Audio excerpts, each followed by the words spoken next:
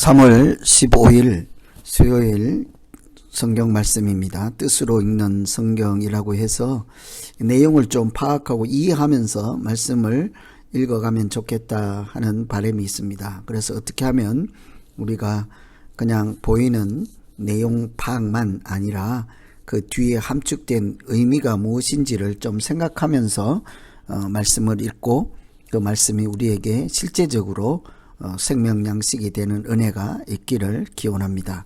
오늘 같이 읽을 말씀은 사사기 2장 말씀입니다. 우선 사사기 1장을 기억 한번 하시면 2장을 이해하는 데 도움이 되겠습니다.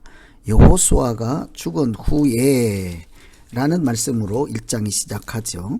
여호수아가 죽은 후에 여러 지파들이 약속의 땅을 점령하고 차지하고 정착해서 살아가는 그런 내용이 담겨 있겠죠.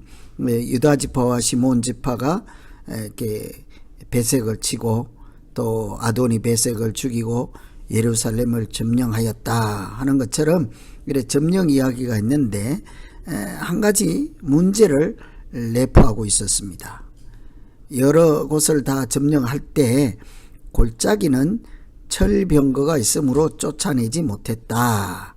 이처럼 다른 모든 지파들도 온전한 점령이 아니라 쫓아내지 못한, 점령하지 못한 일부 지역이 있었고 당연히 그곳에 살고 있겠죠. 주민들이 그들과 함께 살게 되었고 어떤 사람들은 노동을 하는 같이 그렇게 배려하며 살게 되었습니다.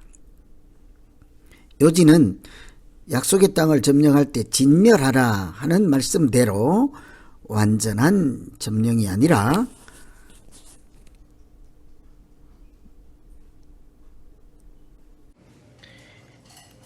진멸하라는 말씀대로 완전한 순종이 되지 않을 때 결과적으로 시간이 지날수록 그 하나님의 백성들의 삶의 모양은 자연스럽게 그 우상을 섬기는 사람들과 동화되고 그들을 따라 마지막에는 급기야는 하나님을 버리고 바알과 아세라라는 우상을 섬기기도 하고 또 이중적으로 하나님과 바알과 양쪽 다를 기웃하는 이런 신앙생활로 점점 퇴색하고 말았습니다.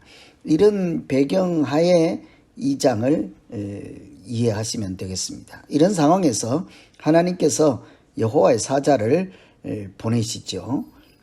그래서 나는 하나님의 약속을 하나님 스스로 잘 지키고 이렇게 왔지만 너희는 왜 내 목소리를 듣지 아니하느냐, 청종하지 아니하느냐, 이렇게 책망하는 소리를 듣게 되었습니다.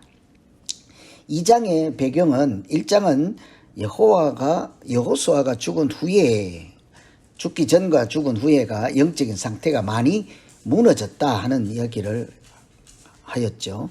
오늘은 2장은 여호와의 사자가 길갈에서 복임에 찾아왔다, 이르렀다고 해요. 길갈은 아시는 대로 애굽의 수치를 물러가게 한 곳이지 않습니까? 그러니 이제 애굽에서 살던 우상을 숨기던 세속적인 것, 하나님을 몰랐을 때 했던 장신구 이런 것을 다 버리고 땅에 묻고 하나님의 자녀로 새롭게 살겠습니다 하고 결단했던 참 은혜로운 곳이었죠. 그런데 복임이라는 것은 그 뜻이 통곡하는 사람들이란 뜻입니다. 우는 사람들. 이 우상과 더불어 다시 약속의 땅에 들어와서도 우상을 섬기는 사람들과 동화되어서 하나님을 버리고 살아갈 때 그들이 통곡할 수밖에 없는 그런 인생을 살게 된 것이죠. 그곳에 울 수밖에 없는 사람들을 하나님의 사자를 보내서 말씀하시는 것이 2장의 내용이라고 할 수 있겠습니다. 왜 그들이 울어야 하는지, 또 울지 않으려면 어떻게 믿음 생활해야 하는지, 이렇게 그런 관점을 잘 가지시고 2장을 살펴보시면 되겠습니다. 우선은 말씀을 청종하는 것이 믿음 생활의 기초다 하는 것을 생각해 볼 수 있겠습니다. 2절에 보시면 너희가 내 목소리를 청종치 아니하였다. 그리함은 어찌미뇨. 하나님이 복임에 와서 말씀하시는 것, 지금까지 내가 너에게 약속한 바를 잘 지키고 인도해서 이 땅까지 이르게 했으나 너희는 왜 말씀을 듣지 아니하느냐. 이런 소리를 듣죠. 이런 책망을 듣고 그 백성들은 통곡하지 않을 수가 없겠죠. 10절에도 보시면 그 후에 일어난 다른 세대는 여호와를 알지 못하며 여호와께서 이스라엘을 위하여 행하신 일도 알지 못하더라. 다른 후세대들이 하나님을 알지 못하였다는 말씀입니다. 하나님의 백성들의 기본적인 태도가 말씀을 듣는 것인데 그것이 살아갈 길이요 복을 누리며 사는 길이지 않겠습니까? 신앙생활은 기본적으로 하나님의 소리를 듣는 것입니다. 말씀을 듣고 그 말씀을 따라 인도하심을 따라 살아가는 거죠. 신앙생활은 그래서 하나님과 더불어 동행하고 따라가는 것이지 하나님을 제쳐두고 내 마음대로 이렇게 살아가는 것이 아니다 하는 사실을 조금만 생각해도요.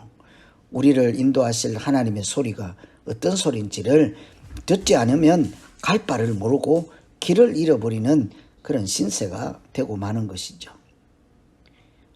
그래서 하나님께서 길갈에서 복음으로 사자를 보내서 내 목소리를 청종하지 않았다고 책망을 할 때 그 백성들이 그때서야 알게 되는 것입니다. 우리가 말씀에 귀를 기울이지 않고 말씀에 마음을 두지 않았다. 이 청종하지 않았다 할 때 청종이라고 하는 것은 단순히 귀로 듣는 것만을 얘기하는 것이 아니라 그 말씀 들은 대로 순종하며 살아가는 것을 포함해서 듣는다는 것이죠. 듣는 것이 물리적으로 소리를 들었다는 것이 아닙니다. 마음으로 순종하며 말씀대로 살아가는 것을 이렇게 순종, 청종, 말씀을 따른다는 것이죠. 뿐만 아니라 기존 세대들 뿐만 아니라 새로운 세대들이 등장하면서 또 다른 문제는 그들이 여호와를 알지 못했다고 합니다. 이 알지 못했다 하는 소리도 하나님을 모른다 하는 지식적인 문제가 아니라 하나님을 머리로는 알지만 하나님과 관계 안에서 살지 않는다는 얘기죠. 하나님과 친밀한 교제 관계를 끊어버렸다 하는 이야기가 될 수 있습니다. 연결고리가 끊어져서 하나님으로부터 떨어져 나간 사람이라는 뜻이죠. 머리는 알지만 마음으로 믿지 아니하고 마음으로 믿지 아니함으로 당연히 일상생활에서 하나님을 따르지도 않게 되겠죠. 마치 경건의 모양은 있으나 능력도 없는 사람, 형식적인 신앙, 위선적인 신앙 다 안다 하면서 하나님의 말씀과 전혀 무관하게 살아가는 사람들, 이런 사람들인 것입니다. 그래서 이런 모든 것 앞에 2장 앞에서 이런 사실을 참고하여서 우리의 믿음 생활이라고 하는 것이 말씀을 듣는 것이 기본이다. 그것은 물리적으로 듣는 것이 아니라 말씀대로 순종하며 살아가는 그 구체적인 우리 일상 삶의 내용이 믿음이 되는 것이죠. 오늘도 하나님의 말씀을 좀 귀를 기울이고 그 말씀 붙잡고 사십니까? 아니면 세상 가치, 세상의 소리, 내 개인적인 그냥 생각 이런 것들만 가득 차 있습니까? 예수 잘 믿는다 하면서 우리는 나도 모르게 하나님과 무관한 사람으로 얼마든지 살아갈 수 있죠. 그 예방하려면 말씀 붙잡고 하나님의 뜻을 물으며 하나님이 인도하심을 따라 살아갈 때 하나님이 복을 주시고 믿음 가운데 붙잡아 주실 줄 믿습니다. 어떻게 이런 상황에서 이렇게 다시 회복될 수 있을까? 그들이 이런 어려운 시기에 지금 모여있는 장소가 복임이잖아요. 통곡하는 사람들이란 얘기예요. 4절에 보시면 백성이 소리 높여 운지라. 그러므로 그곳의 이름을 뭐라고 해요? 복임이라고 한다.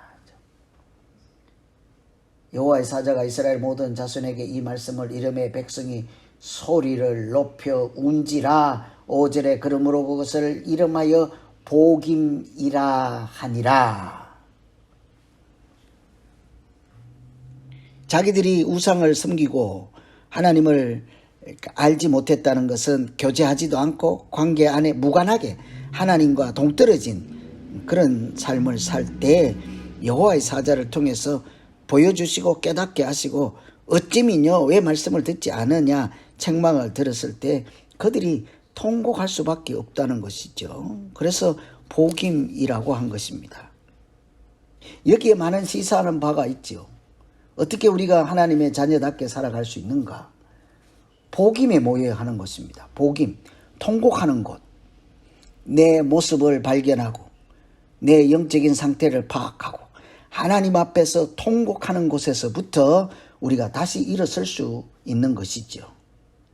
말씀을 청종하지 않은 결과 하나님께서 대적을 쫓아내지도 아니하시고 오히려 그들이 가시가 되고 올무가 되게 하신다 하는 말씀을 듣고 지금까지 은혜로 살아왔고 하나님께서 이기게 하신 싸움을 싸웠지만 이제는 그렇지 않구나 하는 사실을 깨닫고 또 사자를 보내서 깨닫게 하심으로 그들이 그때서야 정신을 차리고 첫 번째 한 일은 하나님 앞에서 운 것입니다. 내 자신의 처량한 영혼이 죽어있는 내 자신을 발견하고 탄식하는 울음일 수도 있겠죠. 하나님 앞에 다시 나아가고자 하는 또 회개의 울음도 되지 않겠습니까? 그래서 우리가 다시 절망에서 일어서는 것은 하나님 앞에서 우는 사람들, 하나님 앞에서 우는 자리에서 다시 일어나게 될 것입니다. 또 하나 우리가 이 장에서 유념하면서 읽어야 할 것은 체험적으로 이렇게 신앙생활 가운데 하나님을 계속적으로 만나고 알아가야 한다는 사실이죠. 7절에 보시면 여호수아가 살아있는 동안과 여호수아 뒤에 생존한 장로들 곧 모든 큰 일을 본 자의 사는 날 동안은 여호와를 섬겼더라. 영적인 리더가 있을 동안에는요 그들이 하나님을 섬겼더라요. 그런데 세월이 갈수록 어떻습니까? 보는 눈도 멀고 듣는 귀도 멀어지고 신앙적인 체험은 사라졌고 신앙생활은 점점 이렇게 무디고 마르고 하나님과 멀어지기 시작했죠. 그러니 우리가 영적으로 깨어있고 하나님의 백성으로 살기 위해서는 날마다 눈으로 보고 듣고 하나님을 만난 사람들과 더불어 교제하고 하나님의 역사하심을 내가 체험하면서 살아갈 때 우리는 여전히 하나님 품에 하나님 안에 머물 수 있게 되는 것이죠. 영적인 리더 여호수아와 장로들이 생존한 동안에는 여호와를 섬겼더라 하잖아요. 그 지도해주는 사람, 인도해주는 사람이 사라지고 그러니 내가 고삐 풀린 망아지처럼 세상에 나가서 세상 사람들의 이렇게 소리를 듣고 보고 그들의 흉내를 내고 그들과 동화되어서 살아갈 때 그들은 점점 소리 없이 영적으로 죽어가고 하나님과 멀어지게 된 것이죠. 그래서 그들이 지도자들이 죽은 다음은 그들의 후손의 신앙들도 달라졌습니다. 여호와의 목전에서 바알을 섬기고 하나님을 버리는 악을 행했다고 하죠. 그래서 우리가 이 땅에서 믿음을 지키는 비결은 세속 문화를 극복하고 세속에 물들지 않고 우상을 섬기지 않도록 이 세대를 본받지 말라 하는 말씀을 마음에 새기고 여전히 영적으로 살기 위해서 발버둥을 치며 믿음의 조상들 또 믿음의 조상들로부터 들었던 하나님 이야기를 마음에 품고 살아갈 때 우리는 우상 숭배자가 아니라 하나님의 자녀로 능히 살아가게 될 것입니다. 하나님께서 이런 백성들을 버려두시지 아니하고 조치를 내리시고 인도해 주시기 때문이죠. 하나님이 내린 처방은 사사를 보내고 그곳에 대적을 다 쫓아내지 않고 남겨두신 것입니다. 우상을 섬긴 결과 재앙을 당하고 괴로움을 심하게 들 때 하나님은 다시 은혜를 베푸시는데 그것은 사사를 보내는 것입니다. 그들을 구원하기 위해서 사사를 보내서 아까 여호수아가 살아있는 동안, 장로들이 생존해 있는 동안 그들이 여호와를 섬겼더라처럼 사사가 사는 날 동안에는 여호와께서 구원을 베푸시고 그들과 함께 하셨으므로 그 백성들이 하나님의 은혜로 다시 살아가게 되었습니다. 그런데 참 이상하게도 하나님은 사사를 보냈을 때도 대적들을 다 쫓아내지 않고 남겨두셨어요. 앞으로 그 백성들이 하나님의 말씀을 따라가는지 우상을 섬기는지 시험하신다고 합니다. 그들이 또다시 넘어지지 않도록 정신을 차리며 각성하고 하나님 편에 서 있을 수 있도록 제대로 회개했는지 제대로 믿음 생활했는지를 때때로 점검하고 시험하기 위해서 또는 연단하기 위해서 대적을 남겨두신 것이죠. 그래서 우리가 세상에 하나님을 믿는 사람들이 넘어질 만한 그런 일들이 있고 또 우리를 미혹하는 것들이 있을지라도 그것은 하나님이 그것을 통해서 우리를 시험하고 연단하여서 더 아름다운 하나님의 백성으로 살게 하시기 위해서 살아갈 수 있도록 하는 하나님의 도구인 것입니다. 그런데 우리는 그런 것들에 오히려 함몰이 되고 이렇게 빠져들어서 하나님을 버리고 우상을 택하고 세상의 문화를 택하고 세상의 가치를 택할 때가 많지 않습니까?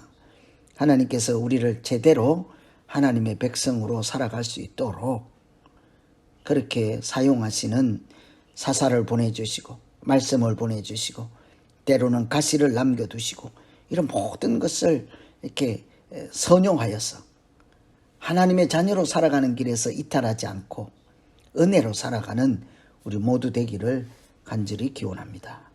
사사기는 이렇게 하나님께서 그의 백성들을 사랑하시고 불순종을 징계도 하시지만 다시 구원할 사사를 보내서 하나님의 은총을 베푸시고 그 하나님 나라 천국을 세워가고 회복하지만 그 백성들을 조금씩 자라게 하시고 하나님의 백성으로 온전하게 만들어가는 과정, 이것이 사사기죠. 실패하면 또다시 사사를 보내시고 잘 살다가 또 실패하면 또 사사를 보내시고 눈물겨운 하나님의 구원 이야기, 이것이 사사기라고 할 수 있겠습니다. 얼마나 많은 사사를 보내시고 얼마나 많이 되풀이해야 또다시 하나님을 버리고 우상을 섬기는 일이 없을 만큼 그렇게 하나님의 백성으로 제대로 우리가 살아갈 수 있을까요? 연약한 우리를 불쌍히 여기시고 재앙이 아니라 은혜로 살아갈 만한 참 하나님이 보시기에도 아름다운 믿음 생활을 할 수 있도록 말씀을 청종하며 하나님께서 이기게 하시는 싸움을 오늘 또 승리하며 살아가는 우리 모두 되기를 기원합니다. 사사기 2장을 1장과 연결해서 나름대로 차근차근 읽어보시고 자기에게 적용도 해보시고 은혜로운 날 되기를 기원합니다. 기도하겠습니다. 하나님 아버지, 길갈에서 복임으로 사자를 보내신 그 한마디 말씀에 우리의 모습이 그대로 적나라하게 드러났다는 것을 알았습니다. 과거의 수치를 다 땅에 묻어버리고 옛사람을 십자가에 못 박고 새사람으로 살겠다고 각오했던 그 길갈, 지금은 통곡할 수밖에 없는 자리가 되었습니다. 복임에 서 있는 우리를 불쌍히 여기시고 하나님을 붙잡고 통곡하며 회개하며 말씀 듣기를 사모할 때 우리에게 다시 새 힘을 주시고 하나님의 자녀로 살아갈 만한 은혜와 능력과 성령이